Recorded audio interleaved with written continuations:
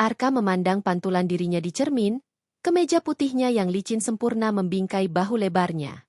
Pukul 6 pagi, rutinitas ini sudah menjadi bagian tak terpisahkan dari hidupnya selama 10 tahun terakhir. Ia adalah Arka Dinata, 38 tahun, manajer area di sebuah perusahaan multinasional yang bergerak di bidang perbankan digital. Karirnya menanjak pesat, dengan gaji 6 digit dan berbagai fasilitas yang membuat iri banyak orang. Di luar pekerjaannya, ia adalah suami dari Kania Paramita, wanita yang dinikahinya sejak bangku kuliah, dan ayah dari 2 bidadari kecilnya, Dinda, 7, dan Sekar, 5. Hidupnya tampak sempurna, seperti sampul majalah keluarga bahagia. Namun, di balik citra sempurna itu, ada kerutan samar di dahi Arka yang jarang disadari Kania. Rutinitas memang memberikan kenyamanan, tapi juga menciptakan kebosanan yang perlahan menggerogoti. Setiap pagi, ia berangkat kerja, pulang larut malam, bertemu orang-orang yang sama, menghadapi masalah yang mirip, dan kembali ke rumah yang tenang, kadang terlalu tenang. Kania, dengan segala pengabdiannya sebagai ibu rumah tangga, terlalu sibuk mengurus anak-anak dan memastikan kebutuhan rumah terpenuhi.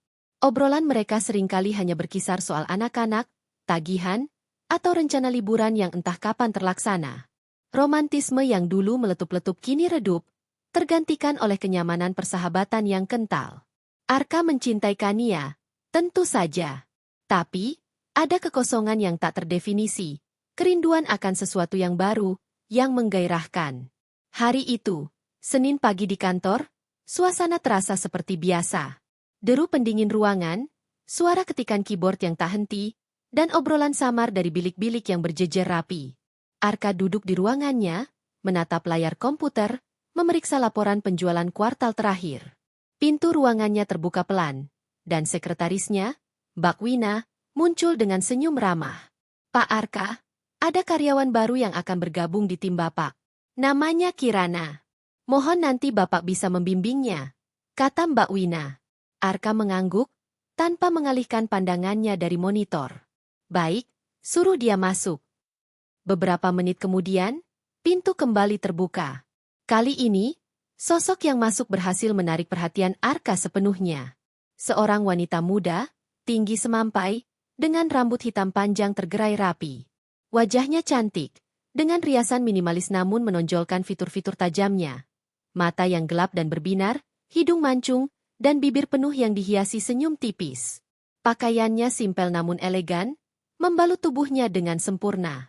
Aura percaya diri terpancar jelas darinya, seolah dia tahu persis apa yang dia inginkan. Selamat pagi, Pak Arka, sapanya dengan suara lembut namun jelas. Saya Kirana Adista, karyawan baru di divisi marketing. Senang bisa bergabung di tim Bapak. Arka berdiri, mengulurkan tangan. Jabatannya terasa hangat, lembut, namun ada sensasi listrik samar yang menjalari lengannya. Selamat datang, Kirana. Saya Arka. Silakan duduk. Kirana duduk di kursi di hadapan meja Arka, menyilangkan kakinya dengan anggun. Matanya menatap Arka dengan intens, penuh sorot ketertarikan yang terang-terangan. Arka, yang sudah terbiasa dengan tatapan kagum dari juniornya, merasakan ada sesuatu yang berbeda dari tatapan Kirana. Tatapan itu bukan sekadar kagum, melainkan sebuah undangan. Saya sudah banyak mendengar tentang Bapak. Pak Arka dikenal sebagai manajer yang handal dan sangat profesional. Ucap Kirana, suaranya terdengar tulus, atau setidaknya Arka ingin mempercayainya. Arka tersenyum tipis, merasa sedikit canggung dengan pujian langsung seperti itu. Terima kasih. Semoga kamu betah di sini. Sejak hari itu, Kirana selalu mencari celah untuk berinteraksi dengan Arka. Ia sering datang ke ruangan Arka dengan dalih menanyakan pekerjaan, padahal obrolan mereka sering melenceng ke hal-hal pribadi. Kirana pintar sekali memuji, memuja, dan membuat Arka merasa spesial. Ia memuji gaya Arka, keputusannya dalam rapat, bahkan selera humornya. Pujian-pujian itu bagai embun penyejuk di tengah gurun, mengisi kekosongan yang Arka rasakan. Kania, dengan segala kesibukannya, jarang sekali memberikan pujian spesifik seperti itu. Kirana selalu tampil sempurna, dengan wewangian yang samar-samar tercium setiap kali ia mendekat. Ia sering mengenakan pakaian yang menonjolkan lekuk tubuhnya tanpa terkesan vulgar, membuat Arka sesekali melirik diam-diam. Di setiap kesempatan, Kirana seolah sengaja menciptakan momen kedekatan. "Pak, bisa bantu saya angkat berkas ini?" Atau, "Pak, laptop saya error, bisa tolong dilihat?" Sentuhan-sentuhan kecil yang tak disengaja, seperti saat tangannya menyentuh lengan Arka ketika mereka melewati lorong sempit, atau saat ia membungkuk sedikit terlalu dekat saat menjelaskan sesuatu di meja Arka, perlahan-lahan mulai membangun ketegangan yang berbahaya. Arka tahu ini salah. Ia punya Kania. Ia punya anak-anak. Tapi, godaan Kirana terlalu kuat. Wanita itu bukan sekadar cantik atau pintar. Ia tahu bagaimana membaca Arka. Bagaimana menyentuh sisi maskulin Arka yang ingin merasa dihargai, dibutuhkan, dan diinginkan. Dalam beberapa minggu, percakapan mereka tidak lagi sebatas pekerjaan. Kirana mulai bertanya tentang hobi Arka, tentang mimpinya, bahkan tentang perasaannya. Ia menjadi pendengar yang baik, yang selalu menanggapi keluhan-keluhan kecil Arka tentang pekerjaan atau tekanan hidup dengan simpati yang mendalam. Setiap pulang kantor, Arka merasa ada dorongan aneh untuk tetap tinggal, untuk menghabiskan lebih banyak waktu dengan Kirana. Ia mulai mencari-cari alasan untuk lembur, untuk makan malam di luar kantor. Kania, yang terlalu percaya, hanya mengangguk dan mempersiapkan makan malamnya sendiri, atau kadang menunggunya sampai larut malam. Arka merasa bersalah, tentu saja. Tapi, perasaan bersalah itu kalah oleh gejolak baru yang mulai tumbuh di dadanya. Gejolak yang dibawa oleh kehadiran Kirana. Sebuah godaan yang menggiurkan, sebuah janji akan gairah yang telah lama mati. Dan Arka, tanpa sadar, mulai melangkah menuju jurang. Arka menatap ponselnya, pesan dari Kirana terpampang di layar. "Makan siang di luar hari ini, Pak? Ada kafe baru yang enak di dekat sini." Jantungnya berdesir. Ia tahu, ajakan makan siang ini bukan lagi sekadar ajakan profesional. Ini adalah ajakan yang melampaui batas, sebuah undangan ke zona abu-abu yang berbahaya. Sejak beberapa minggu terakhir, makan siang mereka seringkali berubah menjadi sesi curhat pribadi. Kirana dengan cerdiknya menceritakan tentang kehidupannya yang kesepian, ambisinya yang belum tercapai, dan bagaimana ia mengagumi sosok Arka yang sukses dan berwibawa. Arka awalnya mencoba menjaga jarak. Ia selalu mengingatkan dirinya akan Kania, akan anak-anak. Tapi Kirana adalah predator ulung. Ia tahu bagaimana menyelinap masuk ke dalam pikiran Arka, perlahan meruntuhkan tembok-tembok pertahanan yang dibangun Arka selama ini. Ia memuji Arka di depan teman-teman kantor, membuat Arka merasa penting. Ia seringkali memberikan Arka bantuan kecil di kantor, seperti membawakan kopi di pagi hari atau menawarkan diri untuk menyelesaikan tugas-tugas kecil Arka saat ia sibuk. Setiap kali Arka mengucapkan terima kasih, Kirana akan membalasnya dengan senyum manis dan tatapan mata yang dalam, seolah mengatakan, "Aku melakukan ini untukmu, karena kamu spesial bagiku." Hari itu, Arka mengiyakan ajakan makan siang Kirana. Mereka pergi ke sebuah kafe yang cukup tersembunyi, jauh dari keramaian kantor. Suasana di sana remang-remang, dengan musik jazz yang mengalun pelan, menciptakan nuansa intim yang sempurna. Kirana memilih meja di sudut, tempat mereka bisa bicara tanpa terganggu. "Pak Arka, kadang saya merasa iri dengan Bapak," kata Kirana sambil menyesap kopinya. "Bapak punya segalanya, karir yang mapan, keluarga yang bahagia. Saya merasa sangat sendirian." Arka merasa hatinya mencelos. Ada rasa simpati yang dalam, bercampur dengan ego yang mengembang karena dianggap sebagai sosok yang sempurna. Ia lupa bahwa Kirana sebenarnya memiliki keluarga yang berkecukupan dan gaya hidup yang glamor, meskipun ia selalu berusaha menyembunyikannya. Setiap orang punya masalahnya masing-masing. Kirana. Kebahagiaan itu relatif. Kirana mencondongkan tubuhnya sedikit. Matanya menatap Arka lekat-lekat. Tapi Bapak terlihat sangat kuat. Sangat bisa diandalkan. Saya yakin istri Bapak sangat beruntung punya Bapak. Pujian itu tepat sasaran. Arka merasa tersipu, sekaligus bangga. Kania jarang sekali memujinya secara eksplisit seperti itu. Kania cenderung menunjukkan cintanya melalui tindakan. Menyiapkan sarapan, memastikan baju kerjanya rapi, mengurus rumah. Tapi pujian verbal, sentuhan-sentuhan halus, dan tatapan penuh pemujaan seperti yang diberikan Kirana, adalah sesuatu yang Arka rindukan. Makan siang itu berlanjut dengan obrolan yang semakin pribadi. Kirana menceritakan masa lalunya yang sulit, impiannya untuk memiliki kehidupan yang mapan dan bergelimang harta, serta kekagumannya pada pria-pria yang ambisius dan sukses. Arka, tanpa sadar, mulai merasa terikat. Ia merasa menjadi penyelamat bagi Kirana. Sosok yang bisa memberikan apa yang diinginkan wanita itu. Ada sensasi petualangan, gairah yang telah lama hilang dari pernikahannya. Beberapa hari kemudian, hubungan mereka semakin jauh. Setelah jam kerja usai, Kirana sering meminta Arka untuk menemaninya mencari makan malam, atau sekadar minum kopi. Arka selalu menyanggupi. Ia mulai berbohong kepada Kania, mengatakan ada rapat dadakan atau pekerjaan yang menumpuk. Kania, dengan segala kepolosannya, selalu mempercayai Arka. Puncak dari jerat itu terjadi di suatu malam. Mereka baru saja menyelesaikan makan malam dan Arka mengantar Kirana pulang ke apartemennya. Di lobi apartemen yang sepi, Kirana tiba-tiba menghentikan langkahnya dan membalikkan badan menghadap Arka. "Terima kasih banyak, Pak Arka, sudah menemani saya," bisik Kirana. Suaranya parau. Matanya berkaca-kaca, seolah menyimpan kesedihan yang mendalam. Saya merasa sangat nyaman di dekat Bapak." Sebelum Arka sempat menjawab, Kirana mendongak dan mencium bibirnya. Ciuman itu singkat, namun cukup untuk membakar Arka. Tubuhnya menegang, otaknya berteriak, "Jangan!" Tetapi hatinya justru merasakan lonjakan adrenalin yang memabukkan. Kirana menarik diri, tersenyum kecil, lalu masuk ke dalam lift, meninggalkan Arka terpaku dengan jantung berdebar kencang. Malam itu, Arka pulang dengan perasaan campur aduk. Ia merasa bersalah yang luar biasa kepada Kania, namun di sisi lain, ia tidak bisa memungkiri gairah yang meletup-letup akibat ciuman Kirana. Ia tidur di samping Kania, tapi pikirannya dipenuhi bayangan Kirana. Ia tahu ia telah melangkah terlalu jauh.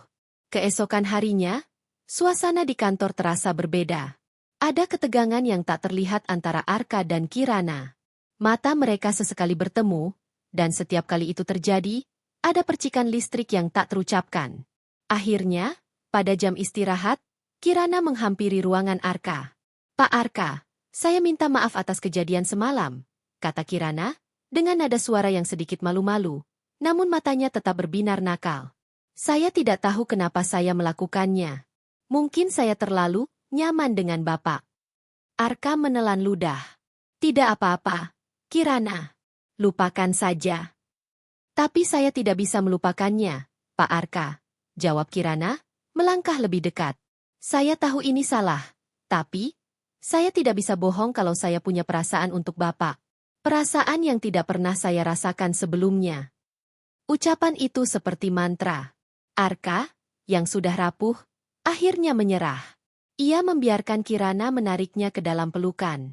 Aroma parfum Kirana memabukkan, sentuhannya membakar.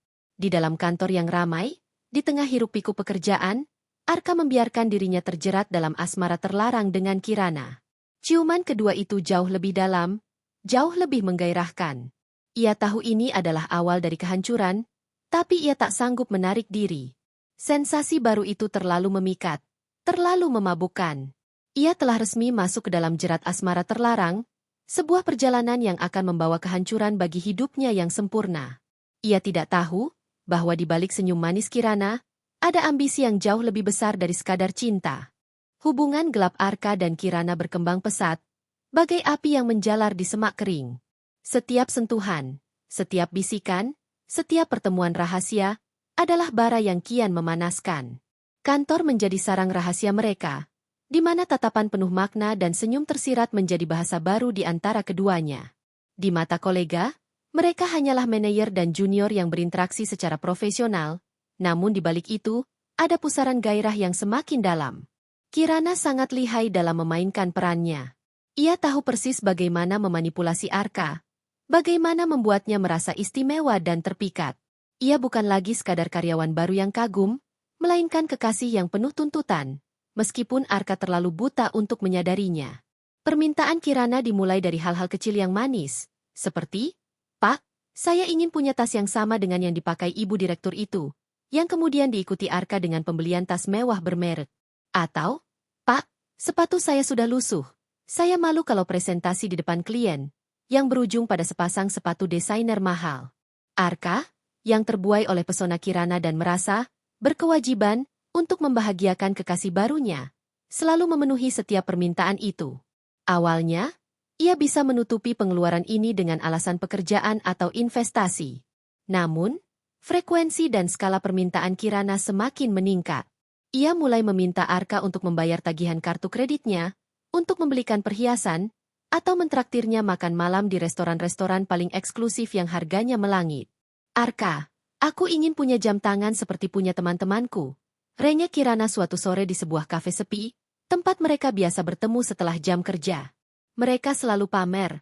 Aku jadi minder. Matanya berbinar, ekspresinya lucu dan menggemaskan di mata Arka. Arka menghela napas. Jam tangan bermerek yang dimaksud Kirana harganya setara dengan cicilan mobilnya selama beberapa bulan. Sayang, itu harganya tidak murah. Bisakah kamu menunda dulu? Wajah Kirana langsung berubah murung. Bibirnya mengerucut, dan matanya mulai berkaca-kaca. Jadi, kamu tidak sayang aku? Kamu tidak ingin aku bahagia? Nadanya penuh tuduhan, membuat Arka merasa bersalah. Bukan begitu, Kirana. Tentu saja aku ingin kamu bahagia. Tapi... Sudahlah, aku mengerti, potong Kirana, memalingkan wajah. Aku tahu aku tidak pantas mendapatkan apapun. Melihat reaksi Kirana, hati Arka mencelos. Ia tidak sanggup melihat Kirana bersedih. Apalagi karena dirinya. Ia merasa menjadi pria yang jahat. Baiklah, baiklah. Jangan sedih. Sayang. Nanti kita cari jam tangan itu. Seketika, wajah Kirana berseri-seri. Ia memeluk Arka erat, memberikan ciuman singkat di pipinya. Arka, kamu memang yang terbaik. Aku sangat mencintaimu. Meskipun Kirana sering mengucapkan kata cinta, Arka mulai merasa ada yang aneh. Cinta Kirana terasa sangat bergantung pada seberapa banyak Arka bisa memberinya. Setiap kali Arka menolak atau menunda permintaannya, Kirana akan marah, merajuk, atau bahkan mengancam akan mengakhiri hubungan mereka. Kirana juga mulai menekan Arka untuk menyelesaikan masalah rumah tangganya. Sampai kapan kita akan seperti ini, Arka? Tanya Kirana suatu malam, saat mereka berdua menghabiskan waktu di apartemen Kirana yang mewah. Apartemen itu, Arka baru tahu belakangan, disewa oleh Kirana dengan harga fantastis. Aku lelah terus bersembunyi. Aku ingin kamu jadi milikku seutuhnya. Arka memijat keningnya. Tekanan dari Kirana mulai terasa mencekik. Ia mencintai Kania, tentu saja. Tapi ia juga terpikat pada Kirana. Ia merasa terjebak di antara dua dunia yang bertolak belakang. Beri aku waktu, Kirana. Ini tidak mudah. Ada anak-anak. Tapi kamu bilang kamu mencintaiku. Kirana bangkit, wajahnya merah padam. Kalau kamu benar mencintaiku, kamu akan memperjuangkanku. Apa artinya aku bagimu? Hanya pelarianmu saja. Kirana mulai drama, menangis meraung-raung, mengatakan betapa ia merasa tidak dihargai dan digunakan. Arka yang tidak tega melihat Kirana menangis, akhirnya menyerah dan memeluknya. Ia mencoba menenangkan Kirana, berjanji akan mencari jalan keluar. Janji-janji kosong yang hanya semakin mempererat jerat Kirana padanya. Kondisi keuangan Arka mulai goyah. Gaji 6 digitnya, yang dulu terasa sangat besar, kini terasa pas-pasan. Uang tabungannya terkuras habis untuk memenuhi gaya hidup Kirana yang glamor. Ia mulai mencari-cari cara untuk mendapatkan uang tambahan, bahkan berpikir untuk mengambil pinjaman pribadi. Setiap kali ia melihat tagihan kartu kreditnya, ia merasa mual. Bagaimana ia bisa menjelaskan semua ini kepada Kania? Di sisi lain, Kirana semakin berani. Ia mulai terang-terangan memamerkan barang-barang pemberian Arka di kantor, meskipun Arka sudah memperingatkannya untuk berhati-hati. Tidak apa-apa, Arka, katanya dengan santai. Mereka tidak akan tahu ini darimu. Lagi pula, aku memang pantas mendapatkannya. Arka hanya bisa menghela napas. Ia tahu Kirana adalah wanita yang berbahaya. Sifat matrenya mulai terlihat sangat jelas. Tapi ia sudah terlalu jauh tenggelam. Terlalu dalam terikat oleh janji-janji manis dan gairah sesaat. Ia tidak tahu bahwa setiap barang mewah yang ia berikan kepada Kirana, setiap tagihan yang ia bayarkan, adalah paku-paku yang akan dipancangkan pada peti mati pernikahannya sendiri. Dan Kirana, si wanita gila harta itu akan memastikan setiap paku tertancap dengan sempurna. Kania duduk sendirian di meja makan, menatap piring Arka yang masih kosong. Pukul 21, dan Arka belum juga pulang. Sudah hampir 2 bulan terakhir ini, Arka sering pulang larut malam. Alasannya selalu sama. Rapat dadakan, klien dari luar kota, atau proyek mendesak yang harus diselesaikan. Awalnya, Kania percaya sepenuhnya. Ia tahu suaminya adalah pekerja keras, ambisius, dan berdedikasi tinggi pada karirnya. Ia bahkan sering membawakan Arka bekal makan malam ke kantor, atau mengirimkan pesan singkat berisi semangat dan dukungan. Namun, lama-kelamaan, ada yang terasa janggal. Perasaan itu tumbuh perlahan, seperti benih kecurigaan yang ditabur di tanah subur hati seorang istri. Arka tidak hanya pulang larut, tapi juga seringkali terlihat lelah dan lesu, bahkan di akhir pekan. Matanya kadang terlihat merah, dan ada aroma parfum yang samar, bukan parfum Arka, tercium dari bajunya. Kania mencoba mengabaikannya, mengatakan pada dirinya sendiri bahwa itu hanya efek kelelahan kerja. Mungkin dia memang terlalu banyak pekerjaan, bisiknya pada diri sendiri, sambil membereskan sisa makan malam anak-anak yang sudah tidur pulas. Tapi beberapa hal kecil mulai menambah tumpukan keraguan itu. Arka yang dulunya sangat teliti dengan laporan keuangannya, kini seringkali terlihat panik saat menerima tagihan kartu kredit. Ia bahkan beberapa kali terlihat berdebat dengan penagih lewat telepon, dengan nada suara yang rendah dan tergesa-gesa. Suatu malam, Kania memberanikan diri bertanya, "Arka, akhir-akhir ini kamu terlihat sangat sibuk. Apa ada masalah di kantor?" Arka, yang sedang sibuk membolak-balik tagihan, sontak menoleh. Wajahnya sedikit pucat. "Tidak ada, sayang. Hanya banyak proyek baru. Kamu tahu, ini demi masa depan kita juga." "Tapi kenapa tagihan kartu kreditmu jadi membengkak begitu?" tanya Kania, mencoba untuk bersikap tenang. "Aku lihat beberapa transaksi aneh, untuk barang-barang mewah yang tidak pernah kamu beli." Arka langsung gelagapan. "Oh, itu untuk hadiah klien, sayang. Proyek besar. Harus mengeluarkan modal sedikit untuk menarik mereka." Ia berusaha tersenyum meyakinkan, namun matanya tidak bisa menyembunyikan kegelisahan. Kania tidak sepenuhnya puas dengan jawaban itu, tapi ia memilih untuk tidak mendesak lebih jauh. Ia mencintai Arka dan percaya padanya. Tapi, benih kecurigaan itu sudah tertanam. Arka juga menjadi lebih tertutup. Dulu, ia selalu menceritakan semua detail hari-harinya di kantor, termasuk gosip-gosip kecil atau masalah-masalah pekerjaan. Kini, jika ditanya, ia hanya menjawab singkat, "Baik-baik saja," atau "seperti biasa." Ia jarang sekali menatap mata Kania saat berbicara, dan seringkali menghindari sentuhan fisik. Pelukan dan ciuman sebelum tidur menjadi semakin jarang, digantikan oleh Arka yang langsung terlelap karena kelelahan. Kania mulai merasa kesepian. Ia merindukan Arka yang dulu, Arka yang selalu pulang dengan senyum, yang mendengarkan ceritanya tentang Dinda dan Sekar dengan antusias, yang suka memeluknya tiba-tiba di dapur. Kehangatan di antara mereka perlahan mendingin. "Ayah kenapa ya, Bu?" tanya Dinda suatu pagi, saat Arka sudah berangkat kerja. "Ayah sudah jarang bermain denganku dan Sekar." Pertanyaan polos Dinda menusuk hati Kania. Ia berusaha tersenyum. "Ayah sedang sibuk kerja, sayang. Nanti kalau libur, ayah pasti main lagi." Kania mencoba mencari tahu sendiri. Ia mulai memperhatikan ponsel Arka. Meskipun Arka selalu menyimpan ponselnya dengan aman, Kania sesekali melihat notifikasi dari aplikasi chat yang tidak dikenal, dengan nama kontak yang hanya berupa inisial atau emotikon. Arka juga sering membawa ponselnya ke kamar mandi, atau meletakkannya dengan layar menghadap ke bawah setiap kali Kania mendekat. Puncaknya, suatu sore, Kania secara tidak sengaja melihat Arka sedang berbicara di telepon di teras rumah. Suaranya sangat pelan, hampir berbisik.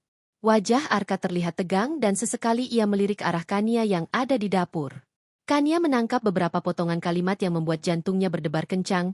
Dia mulai curiga, "Jangan hubungi aku malam ini. Aku akan atur pertemuan lain." Kania membeku di tempat. Siapa? Dia, yang mulai curiga? Siapa yang tidak boleh menghubungi Arka malam ini? Seolah ada pisau tak kasat mata yang mengiris hatinya. Kecurigaan yang selama ini hanya berupa bisikan samar, kini berubah menjadi jeritan keras di benaknya. Ia tidak berani mendekat atau menanyakan langsung. Ia takut akan kebenaran yang mungkin akan menghancurkan segalanya. Malam itu, Kania tidak bisa tidur. Ia berbaring di samping Arka yang sudah mendengkur. Matanya menatap langit-langit kamar dengan hampa.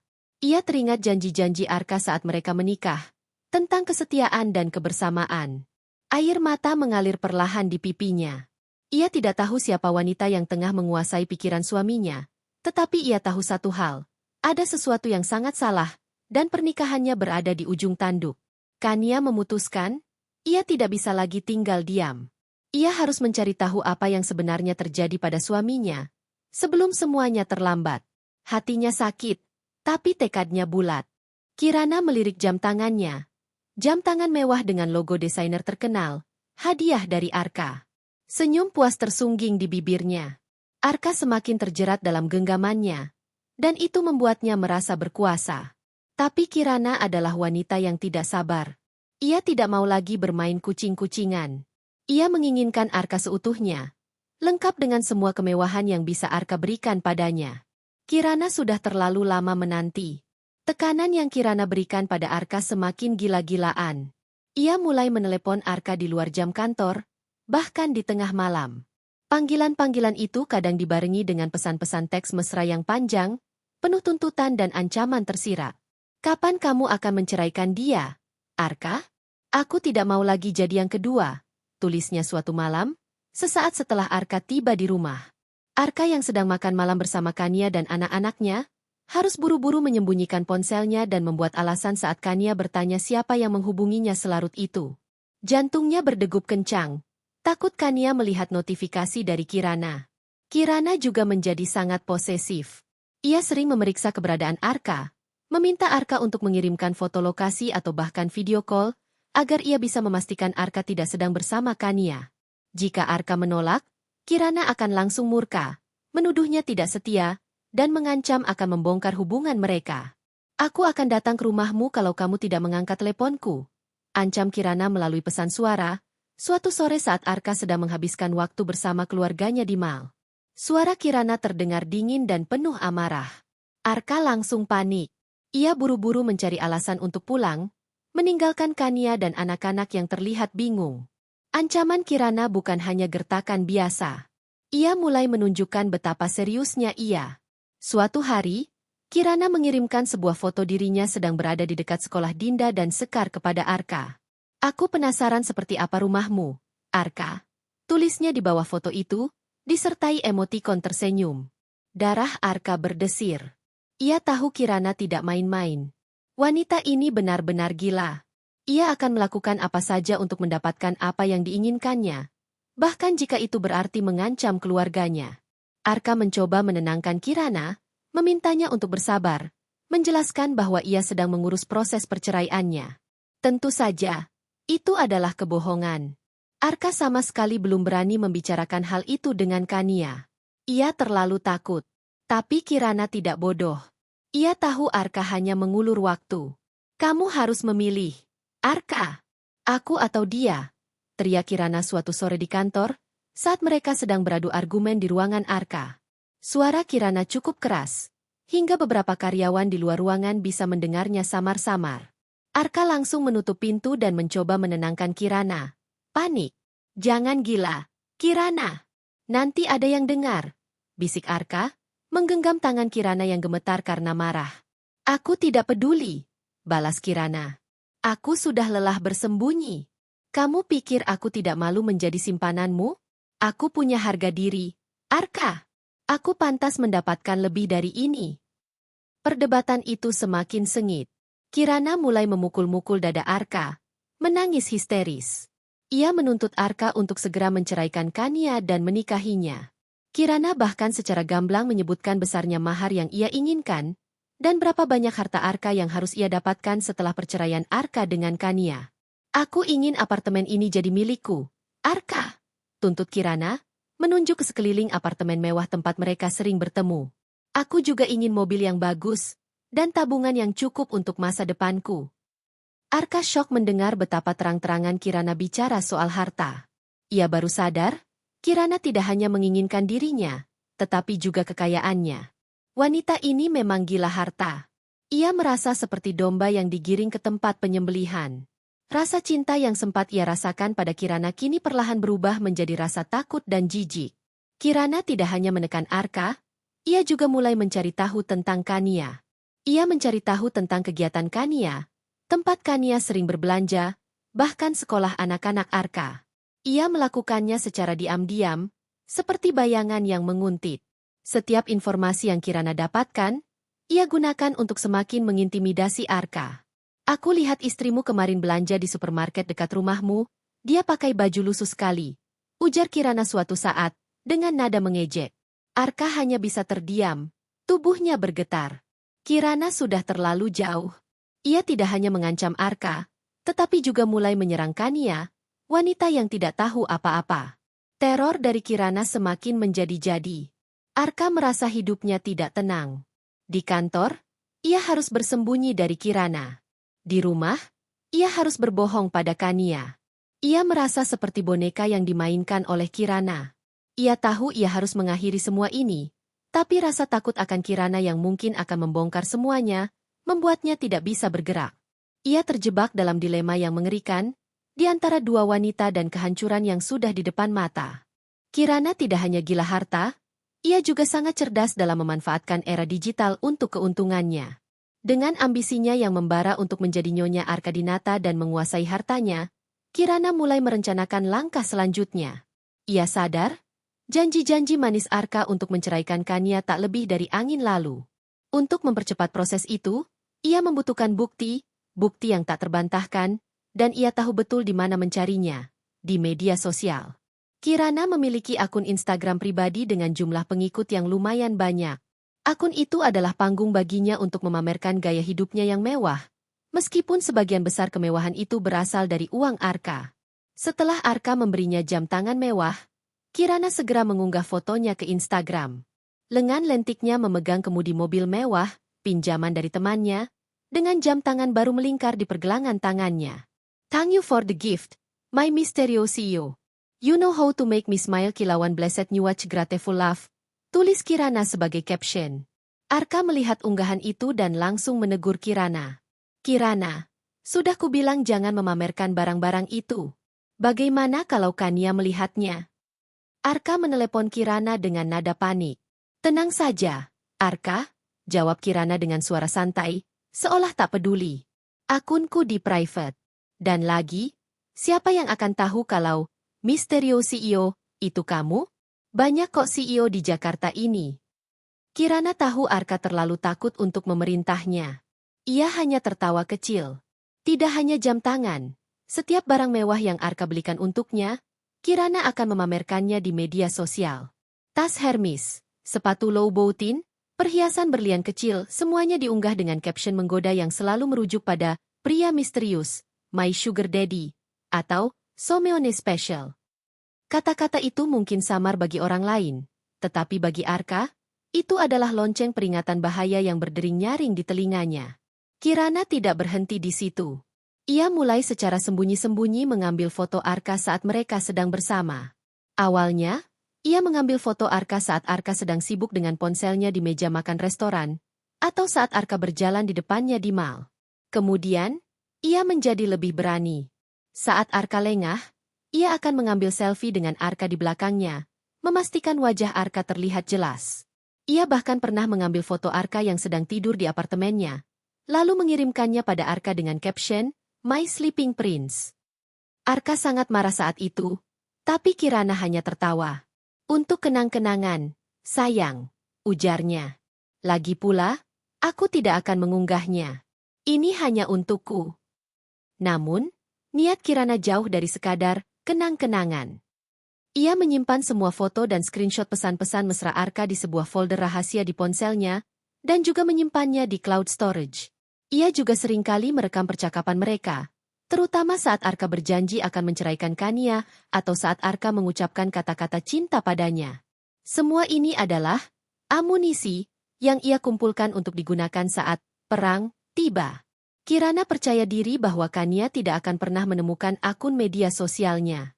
Ia merasa aman di balik pengaturan privasi dan nama samaran yang ia gunakan di beberapa platform. Namun, Ia lupa bahwa dunia ini sempit, dan jejak digital, seberapapun kecilnya, bisa menjadi petunjuk yang fatal. Suatu hari, Kirana semakin tidak sabar. Ia mengirimkan foto dirinya dan Arka yang sedang makan malam romantis di sebuah restoran mewah. Kali ini, ia sengaja tidak mengaburkan wajah Arka. Di captionnya, ia menulis, "Soon to be Mine. Watch out." Lalu, ia menandai, tag, akun Instagram resmi perusahaan tempat Arka bekerja. Ia juga mencari tahu akun Instagram beberapa teman kantor Arka, dan membagikan postingan itu secara pribadi kepada mereka. Ia tidak peduli jika rumor itu menyebar di kantor. Justru itu yang diinginkannya, agar Arka semakin tertekan. Arka melihat postingan itu dan langsung panik.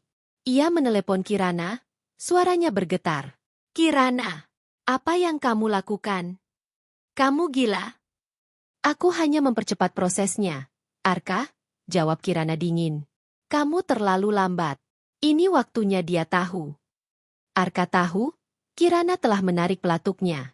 Ia tidak tahu bagaimana caranya, tetapi ia yakin Kania akan segera mengetahui segalanya. Ia membayangkan kehancuran yang akan datang, ledakan bom waktu yang telah ia ciptakan sendiri. Jejak digital Kirana, yang awalnya hanya dianggap sebagai pamer kekayaan, kini menjadi bukti mematikan yang siap menghancurkan pernikahannya dan seluruh hidupnya.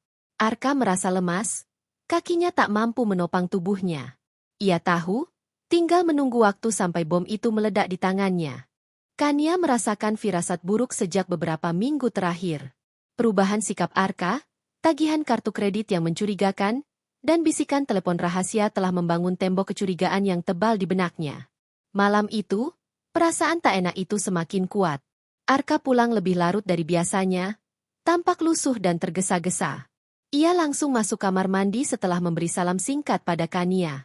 Sepertinya dia benar-benar kelelahan, pikir Kania, mencoba menepis firasat buruknya. Ia beres-beres meja makan, mengumpulkan piring-piring bekas makan malam. Saat hendak meletakkan dompet Arka yang tergeletak di meja samping tempat tidur ke tempatnya, selembar kertas kecil terjatuh.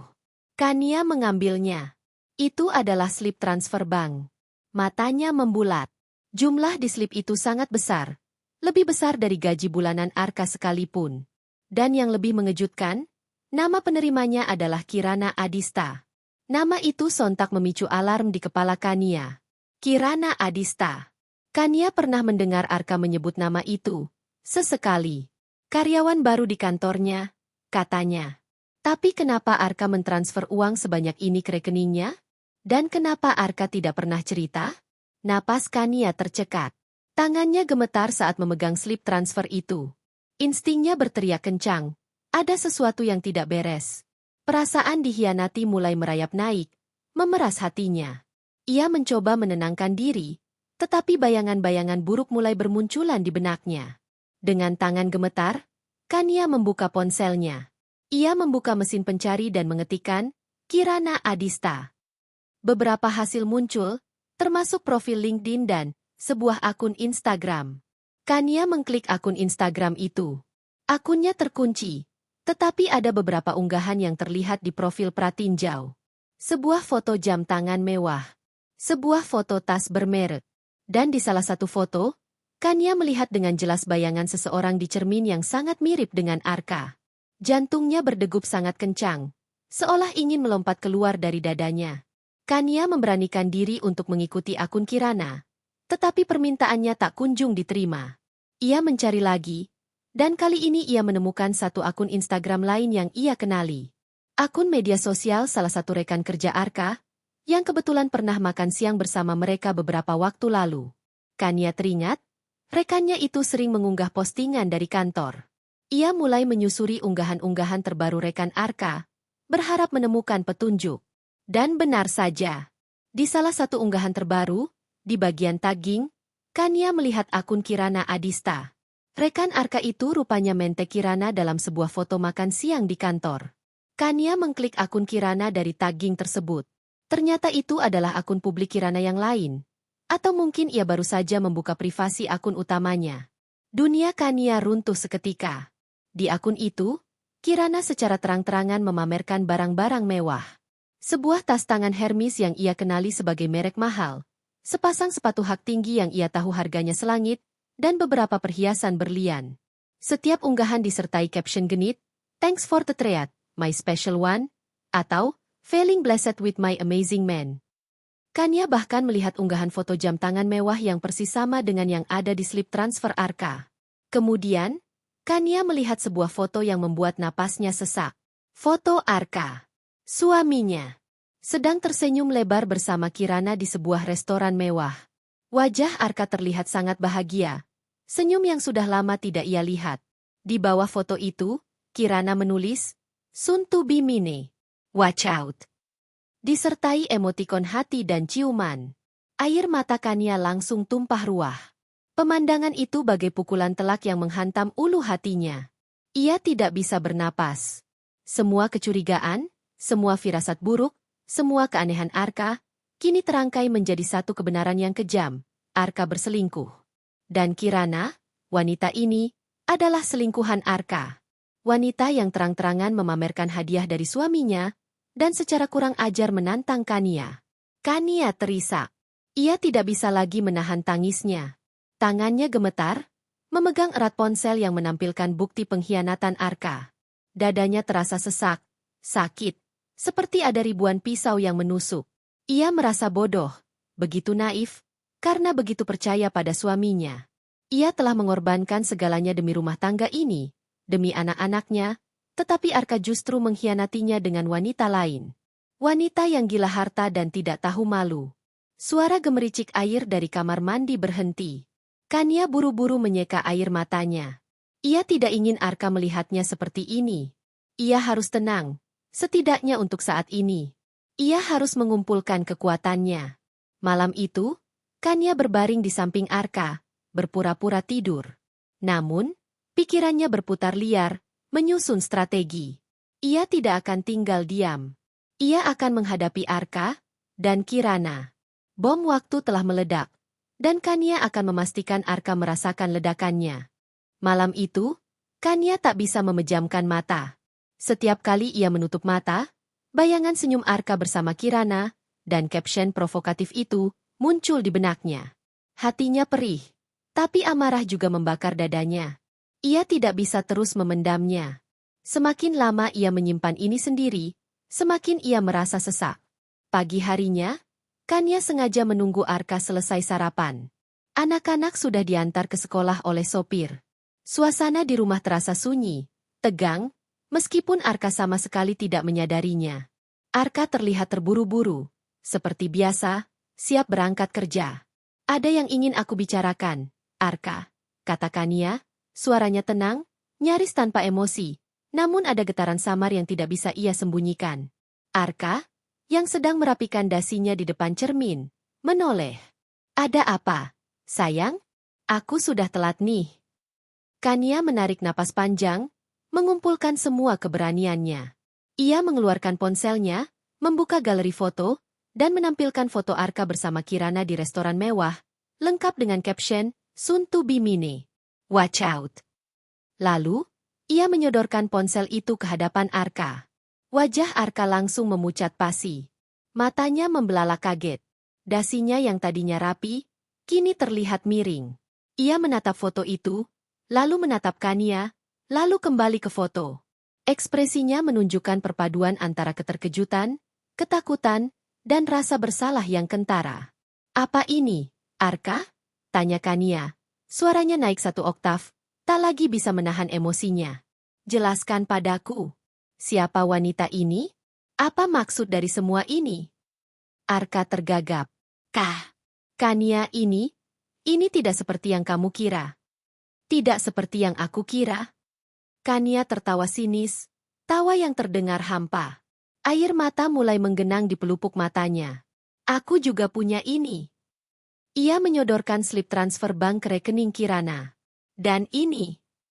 Ia menunjukkan screenshot beberapa unggahan Kirana yang memamerkan barang-barang mewah pemberian Arka. "Jangan bohong padaku, Arka. Aku tahu semuanya. Kamu berselingkuh." Arka menjatuhkan ponsel Kania di sofa. Ia menunduk, tak sanggup menatap mata istrinya. Bahunya merosot, seolah semua bebannya tiba-tiba menghimpit. Akhirnya, Ia menyerah. Maafkan aku, Kania, bisiknya, suaranya nyaris tak terdengar. Aku hilaf. Kata, hilaf, itu bagai petir menyambar. Kania merasa seluruh tubuhnya bergetar hebat. Hilaf. Apa maksudmu hilaf, Arka? Kamu berselingkuh selama berbulan-bulan, menghabiskan uang kita untuk wanita lain, dan kamu menyebutnya hilaf. Kania maju, mendorong dada Arka.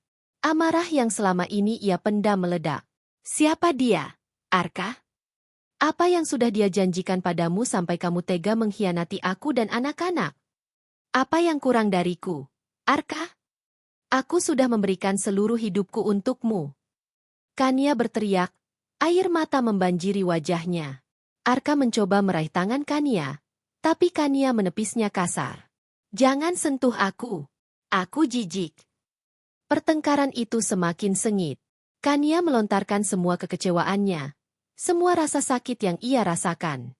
Arka hanya bisa menunduk, sesekali bergumam meminta maaf, tidak bisa membela diri. Ia merasa sangat bersalah, sangat malu.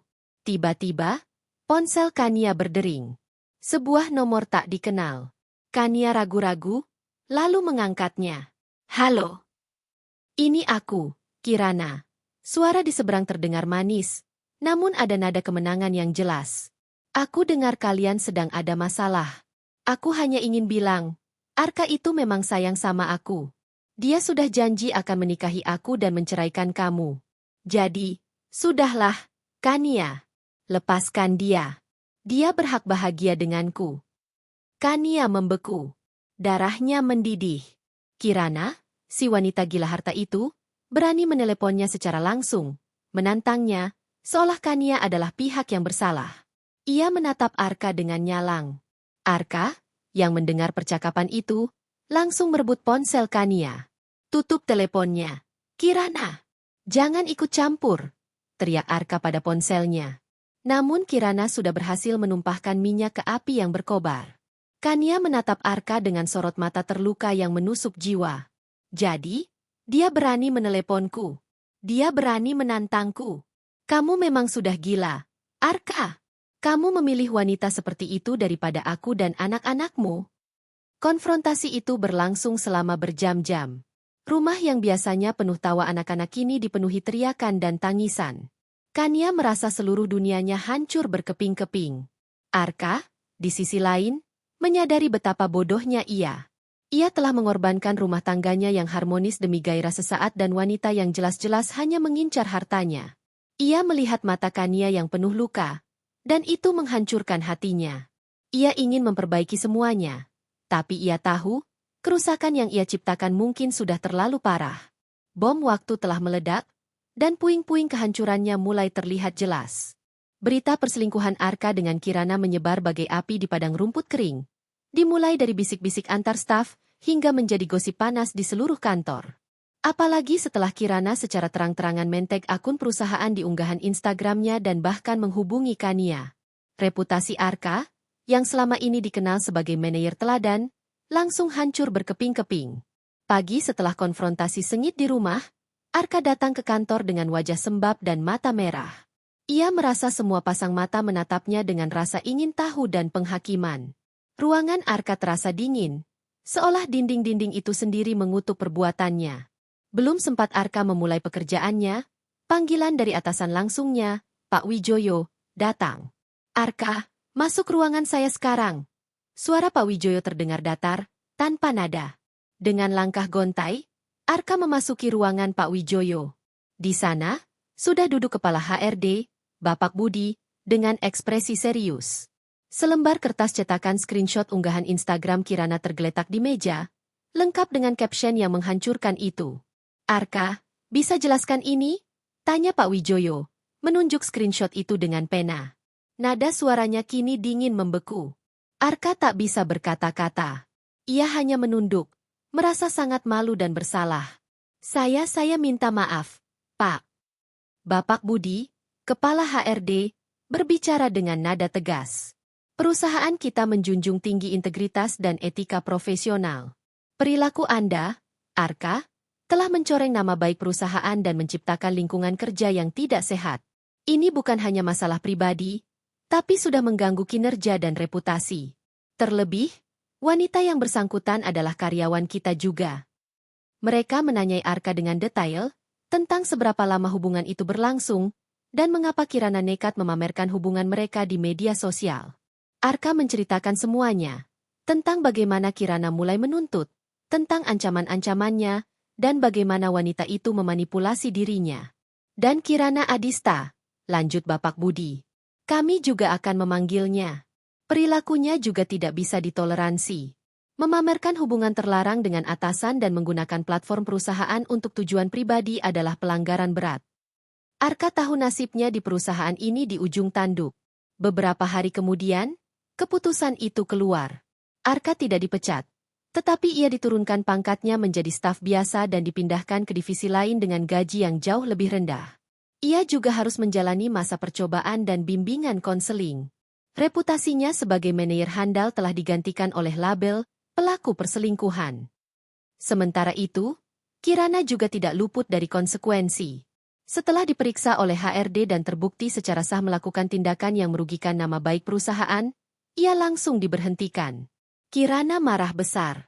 Ia mengamuk di kantor, menuduh Arka tidak berani bertanggung jawab, dan bahkan mengancam akan membongkar semua rahasia Arka kepada media jika Arka tidak segera menikahinya. Namun, kali ini, Arka sudah tidak bisa lagi ditipu oleh tipuan Kirana. Ia sudah tidak punya apa-apa lagi untuk diberikan pada Kirana. Kejatuhan Arka tidak hanya terjadi di kantor. Di rumah, Kania masih terluka parah.